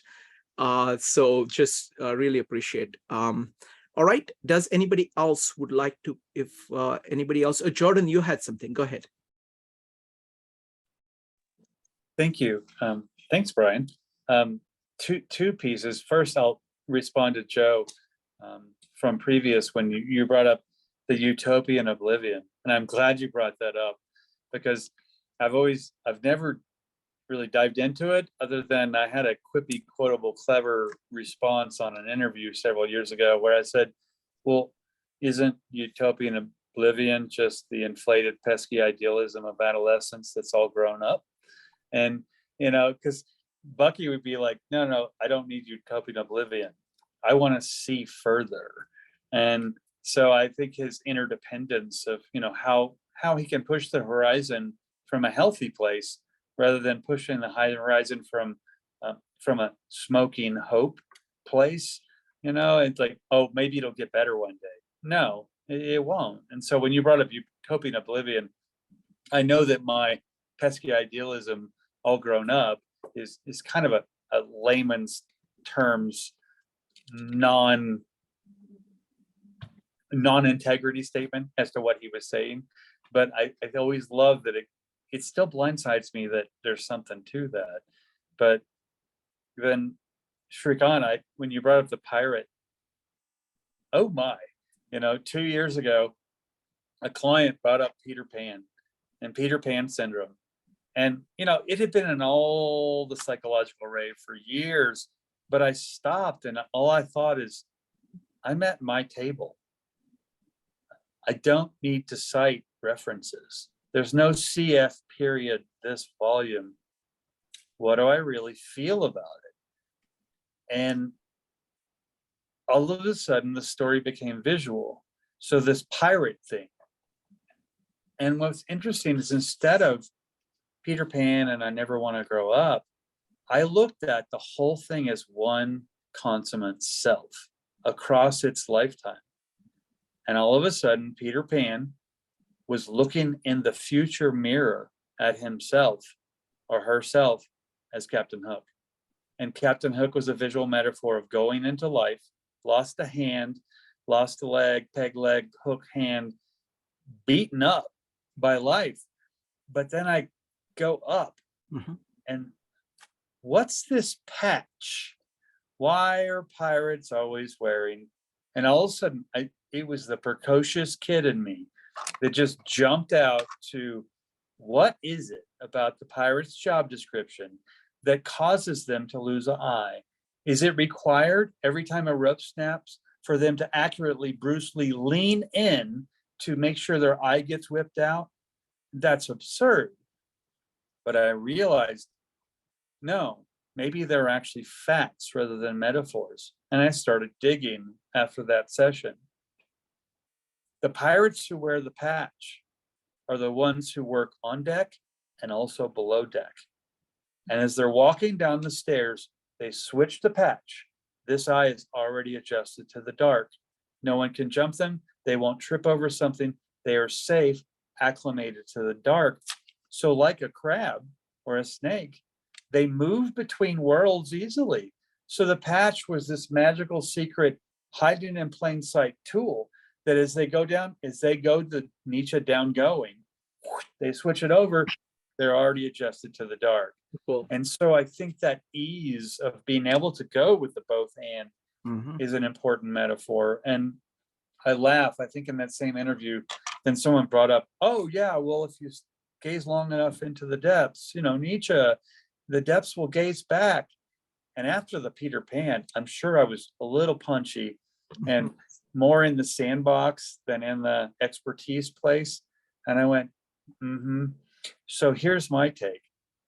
If you gaze long enough into the abyss certainly gazes back. But if you gaze long enough, the abyss will tell you it's rude to stare. Wonderful. Thank you. Thank you, Charlie. Thank you. Which was kind of Bucky. He always brought it back into, I can utilize this even if it's unseen. So as a thought. Thank you. Thank you. All right. So folks, this is fantastic. I just love now my co-conspirators here, Maritza and Joe. So I want to start with Maritza. Maritza, what do you think? How are we doing? I think this was great. Absolute fantastic start. I love seeing the enthusiasm and the depth and breadth of people who have been studying Bucky. So I think it'll be really interesting to see this gaining momentum, because I think that it's obvious from how today has gone that this will definitely gain momentum as we keep going along. Wonderful. Joe, what do you think? How you had mentioned in an opening at the opening that this is one of the most ambitious projects that you've actually undertaken. And I think that this is a really good start as far as bringing Bucky to people to the masses. I thought that everybody communicated their ideas very clearly. Breaking out the tetrahedron was very helpful. And I thought that that was really, that was special. So I think that, by making these ideas accessible, getting some of these subject matter experts, and to work with 52 living ideas, it's going to have a profound effect, I think, on a lot of different people, and who knows how big it'll actually end up going. Maybe maybe another institution will pick up where, some of the things that we discuss here. Wonderful. Thank you. Thank you. Give me just a second here. I'm going to do something that Kirby asked for. Okay, so that's the chat, Kirby. All right. So the other thing I want to ask, go ahead, Maritza. Just wanted to throw in really quickly one more thing. The Joe was talking about how, you were saying this was your most ambitious project. I like, what's most heartening for me is it seems that we have this group of maybe self-identified intellectuals or academics, as it were, coming here with all this knowledge of Buckminster Fuller. There seems to be a hunger for something less formal and more, and I'm totally stealing your words, by the way, here, Jordan, this living space. I think that we've been viewing this like, we're casting the net, we're bringing in all these Buck Fuller Minster fans, as it were, or lifelong studiers. But what I'm realizing is that it seems there is a group of Buckminster Fuller acolytes, as it were, who have not known that they needed something like us. So I'm super excited by this, the idea that, it just seemed everyone who spoke, it was kind of like, this is exactly what he was talking about. And so it's been really quite amazing to watch today, just see it, the delight in it's not, there's no question. It's like everyone seems to be really interested in seeing what's going to happen here when we get together, just kind of like at the round table. There's not we're not looking at just hierarchies. Obviously we're saying if you have a little more depth and breadth, come and present, but it's not in a closed and sanitized room. We're telling you to come sit at the table with your elbows up, and we're not going to judge you. And I see the hunger there, and I'm really excited to see how that's gonna because I feel like they're gonna go and tell their friends, and then their friends are gonna come, and we're gonna get to meet all of them, and that's kind of cool. Yeah, let's ask people like Jordan and Kirby who are in that. Do you guys, Jordan, you feel welcome here? Do you like what we're doing? I was going to say, I can have a tendency to overtalk, but what I found here is there was a natural respect as the unseen balance, where somehow then I was naturally more concise than normal. And, at the same time, if I'm at my table professionally reading, well, that happens, but I'm on the line. I'm not less formal, where I'm here. I go in a Zoom meeting and I'm not at work, so to speak. Other, Skip Conover and other, sessions, I'm at work. So it's the same kind of thing, but I felt more of a warmth in that here. And I have to say, Maritza, steal away, but now that you stole them, they're yours. So, don't blame me for what you do with them. But at the same time, I laugh that T.S. Eliot said, good poets borrow and great poets steal, and he meant, make it your own. But the only reason I know that is he stole that from me 100 years before my birth. That's especially hilarious considering that I run the Poetry Mondays events. Yeah, well, I figured you might get it. So yeah, it's exactly. So Wonderful. thank you. Thank you, Jordan. Thanks for liking the ideas of living space so much that you broke the law and you stole it. But that means now this is yours. I can't go to jail for you. So. Wonderful. Thank you. Thank you. One of my favorite quotes from Ella Fitzgerald, you know, whom I love, is she says, "I stole everything." It's like I stole everything I listened to, because that's what an artist does. That's what a human being does. They take in everything and then they make it their own. It's like when she says, okay, I stole country music, and then you hear her try to do country music, it's something else. It is country music, but it's very different. Kirby, how is it? Do you feel welcome? How do you, what are your thoughts? I feel like, gosh, what different world this would have been if I had totally been unaware of this whole event. CJ didn't tell me about it. I was just browsing around, clicking things. Actually, I guess I did get an email a while back. Anyway, I feel lucky to be here, and I feel glad about the direction you're taking. I feel like I kind of know 52 Thinking Ideas, because there have been times when I set up a tablet outside, and we have a kind of local think tank here in Portland relating to Linus Pauling, another very great guy, known for the vitamin C stuff he got into late, but he was also a very strong anti-war activist, and he actually got a Nobel Peace Prize. He's the only person to receive 2 Nobel Prizes unshared. No one else. The other one was chemistry. Anyway, that's a little think tanky group, and we have kind of our Zoom meetups, and sometimes I try to merge the meetups, 52 Thinking Ideas on the tablet, and we sit around and talk in our chairs, and you guys are talking on my tablet. And it's, for me, this whole burgeoning of Zoom meetups, and I'm on other ones too. There's a Trim Tab Book Club, we call ourselves, where we do like you're doing. We go through Bucky books chapter by chapter. We meet every other week on a Saturday. I'm going to have to not do that soon because I'm still working. I teach Python, the computer language, and I'm about to have a heavy schedule in December, but I can still make Sundays. Mm-hmm. And anyway, next year is when you're going to be doing the main thing. So I'm really looking forward to it. I want to join you guys, and I feel very, very lucky. Okay, that's what I say. Wonderful. Thank you. Thank you very much, Kirby. Joe, you made your comments, right? All right. Yeah. All right. So folks, this is great. Yeah.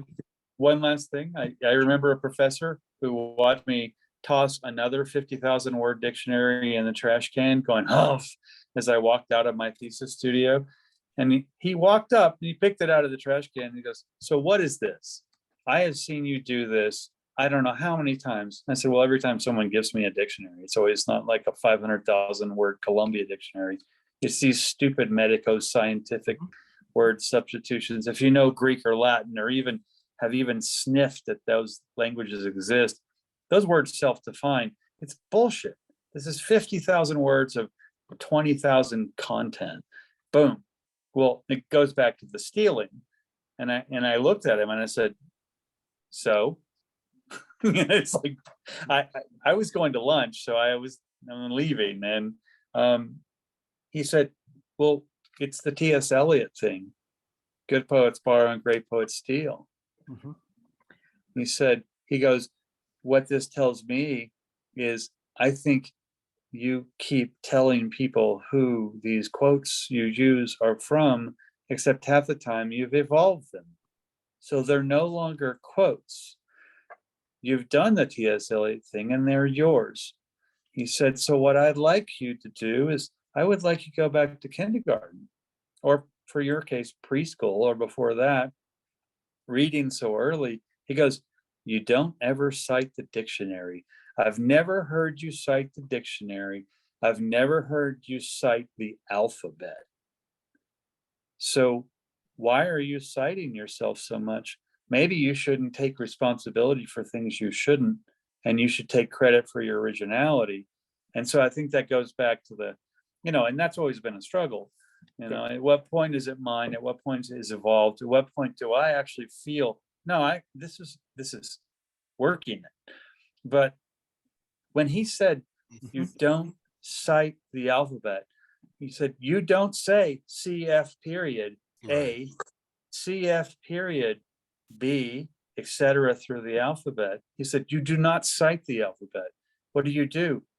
It's your thing to make music with it. So I think that comes back with the, you know, living spaces. It's not mine anymore. It's, you know, Maritza has to deal with it now. Thank you, Jordan. We've done meetups on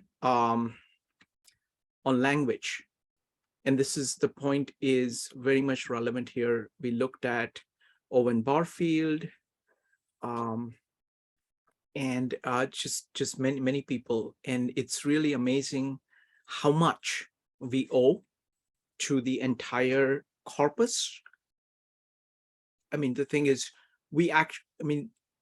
I'm speaking right now, but most of the words that I'm using are developed by somebody else over a long period of time, and I have to make it my own in order to speak. But they have a long pedigree, and to be able to kind of go back, and so that's just human to be doing that. So folks, I think this is a great start. I'm very excited about it. The next one, we are not going to do this for Thanksgiving, Christmas, and New Year's. So what we have is the next one is going to be December 4th, I think. Let me just check here. Yes, December 4th is the next one, 4th, 11th, and 18th. I invite you to be there. I will brainstorm with CJ and Joe and Maritza and my friend Rupali, who couldn't make it today, to figure out what the topics for the next 3 discussions should be. They're going to be like this, of raising a topic so that everybody can contribute. It has to be large enough that there can be a really energetic discussion, a rich discussion around it. So any of you, if you have ideas about what any one of these 3 or all these 3 topics can be, go ahead and message me on the meetup. And I look forward to having, you know, Jordan and Kirby and Peter present next year. But please participate in this part as well as discussion of critical path, because what these do is that it's not necessarily the communication doesn't necessarily happen, or doesn't usually actually happen in presentations alone. You need that large context. You have to build the large context in order to communicate ideas. And that's what we are doing here, you know, piece by piece. So thank you so much for being here, everybody. Good night. We'll see you soon. Bye.